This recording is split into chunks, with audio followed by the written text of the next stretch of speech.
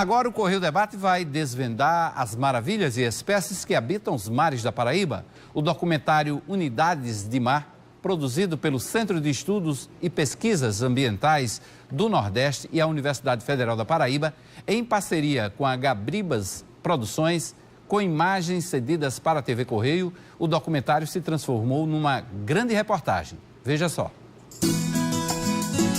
193 países já decidiram conservar 10% do ambiente marinho até 2020.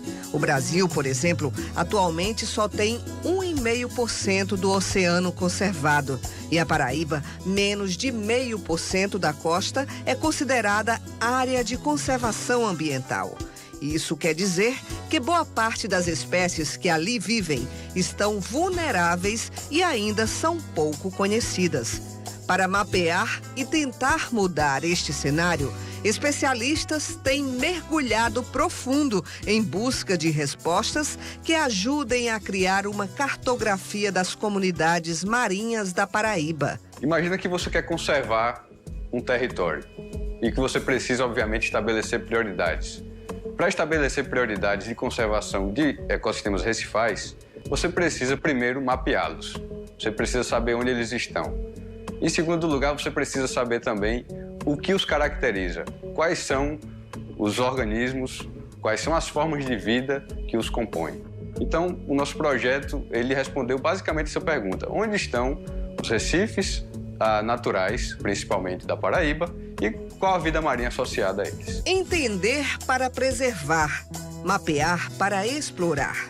Esses marujos da Universidade Federal da Paraíba e do Centro de Pesquisas Ambientais do Nordeste, com a ajuda da base de mergulho Mar Aberto, vivem literalmente mergulhados na busca para compreender a biodiversidade das águas paraibanas. O que os professores, alunos de doutorado, mestrado e graduação da UFPB buscam e pesquisam estão a mais de 30 metros, até 90 metros de profundidade.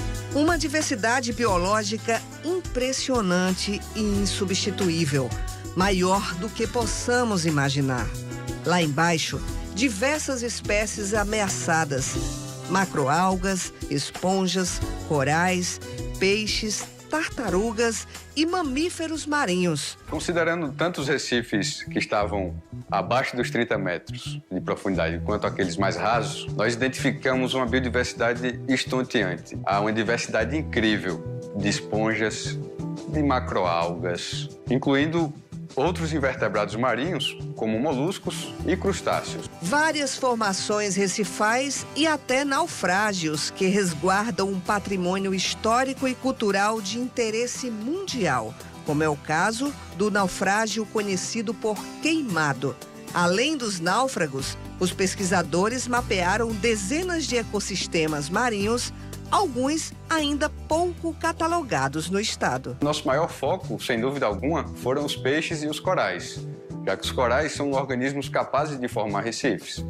Então, nós utilizamos toda a estrutura da universidade, tanto humana quanto física, e vinculamos alunos de iniciação científica, de mestrado e doutorado no projeto, desenvolvendo subprojetos. Para mapear as informações recifais do estado, o grupo percorreu 1.800 quilômetros da costa paraibana, utilizando o ecobatímetro, uma espécie de lupa que, através de ondas sonoras, mapeia os organismos que estão abaixo da embarcação. Ele salva as informações a cada segundo, junto com as coordenadas geográficas, o que permite um mapeamento preciso do perímetro percorrido. Câmeras subaquáticas também foram utilizadas para fazer os registros. Um dos principais resultados encontrados pelos estudiosos foram as variadas formações recifais. Os recifes corais têm importância em diversos fatores, como, por exemplo,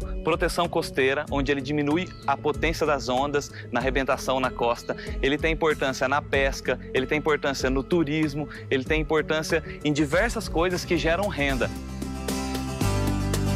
O que o professor Braulio Santos e sua equipe de pesquisadores têm tentado atender é a meta estabelecida pela ONU que até 2020 visa a proteção de até 10% das áreas marinhas e costeiras dos países. Um feixe de luz sobre o infinito e pouco conhecido do universo oceânico do Estado. Um instrumento que, para além de conhecer, acima de tudo, sirva para proteger, conservar as espécies que habitam os mares da Paraíba.